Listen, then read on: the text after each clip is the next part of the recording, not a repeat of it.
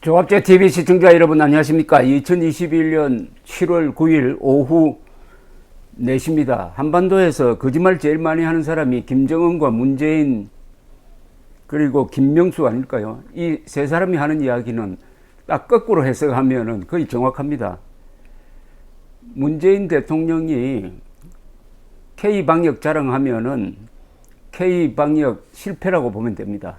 문재인 대통령이 산 권력을 수사하라고 검찰총장에 지시하면은 그게 죽은 권력을 수사하라고 해석하면 딱 맞습니다. 문재인 대통령이 김정은하고 비핵화에 합의했다고 이야기하는 것은 핵무장에 합의했다고 보면 정확합니다. 그런데 조은희 서울 서초구청장이 최근에 글을 쓴 게 지금 상황을 제일 정확하게 반영하는 것 아닌가 생각됩니다. 똥볼 차놓고 국민을 협박한다. 똥볼 차놓고 국민 협박하는데 문재인 대통령은 자기가 실패했다는 이야기는 하지 않고 방역 규칙을 준수하지 않으면은 무관용으로 대응하겠다고 합니다. 아니 국민들 상대로 일반 국민들 상대로 무관용으로 대응하겠다. 그래 놓고 지난 3일 서울 도심을 누볐던 자기 편 민노총 집회에 대해서는 관용으로 대응을 했습니다. 관용. 그 약 10,000명이 모인 집회와 그 직후 있었던 대확산사에 관계가 없느냐? 전수조사해야 된다는 주장이 무성한데도 관련 없다는 이야기만 청와대가 하고 있습니다. 전수조사를 해봤습니까? 왜 민노총 집회에 대해서는 작년 8.15 광복절 집회 때와 똑같은 조치를 취하지 않습니까? 당연히 전수조사 해야죠. 추적조사도 해야죠. 전화 추적해가지고 왜 검사 안 받느냐고 독촉해야죠. 검사 안 받으면은 처벌한다는 압박을 해야 되는 것 아닙니까? 그것 하지 않고 지금 자영업자만 죽인다고 해서 지금 이런 제목의 기사가 조선닷컴에 실려 있습니다. 민노총 8,000명은 놔두고 3명은 막나 차라리 휴업. 그러니까 12일부터 오후 6시 이후 3인 이상 모임이 불가능해지니까 여기에 가장 큰 타격을 받는 사람들이 민노총입니까? 민노총 소속이 거의 다 대기업 아닙니까? 대기업이 무슨 타격을 받습니까? 3인 이상 모임 같으면은 이거 음식점, 고깃집, 호프집, 자영업자들이 타격받는 것 아닙니까? 그러니까 이 제목이 딱입니다.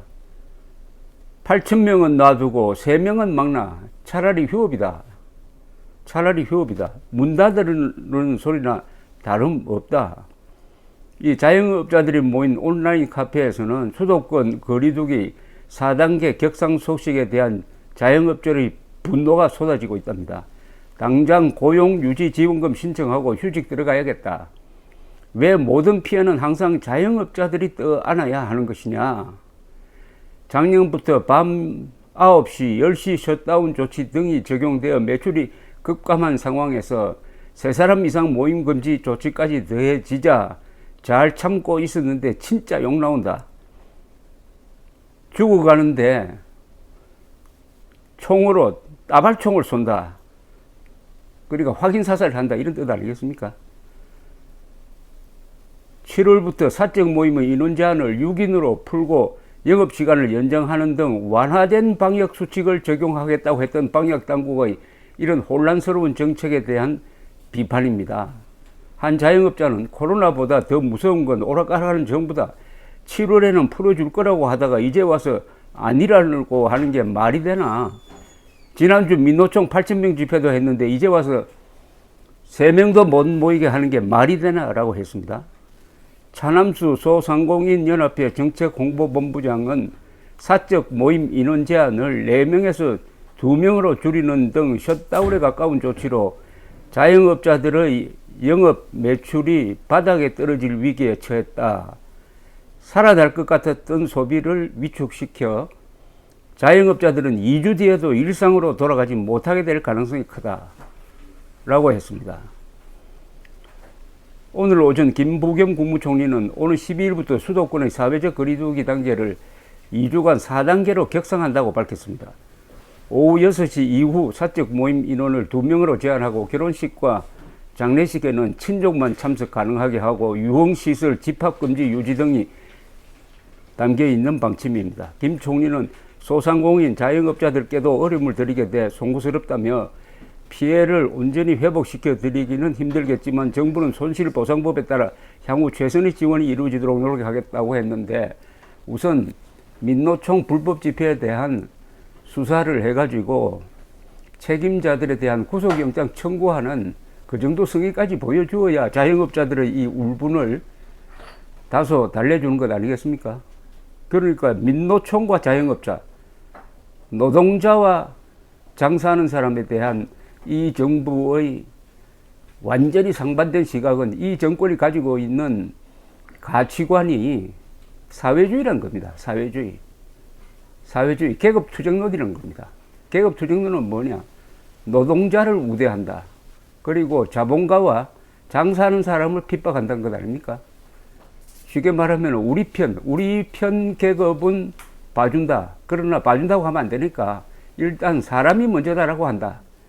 사람이 먼저다라고 해놓고 단 우리 사람이 먼저다 라고 해석을 하도록 하는 거죠. 사람이 먼저다 해놓고 그걸 우리 편이 먼저다, 인민이 먼저다, 노동자가 먼저다, 민노총이 먼저다, 이런 식으로 해석하는 겁니다.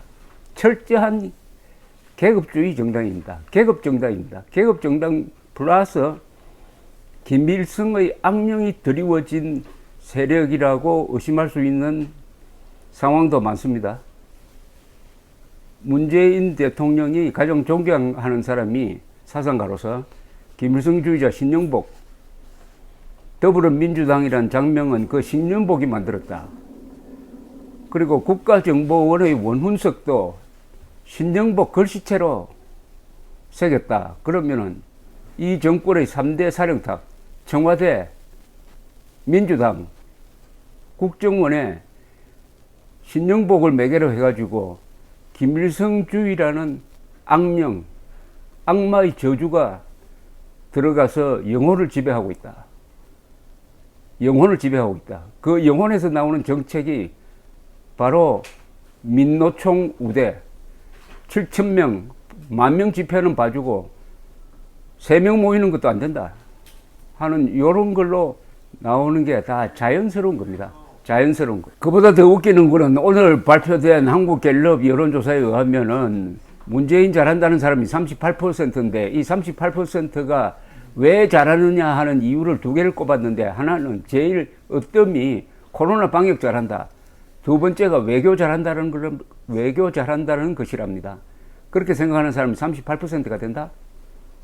뭐 다행이라면은 60%는 그렇게 생각하지 않는다. 그럼 60%가 똘똘 뭉쳐가지고 내년 3월 9일에 압도적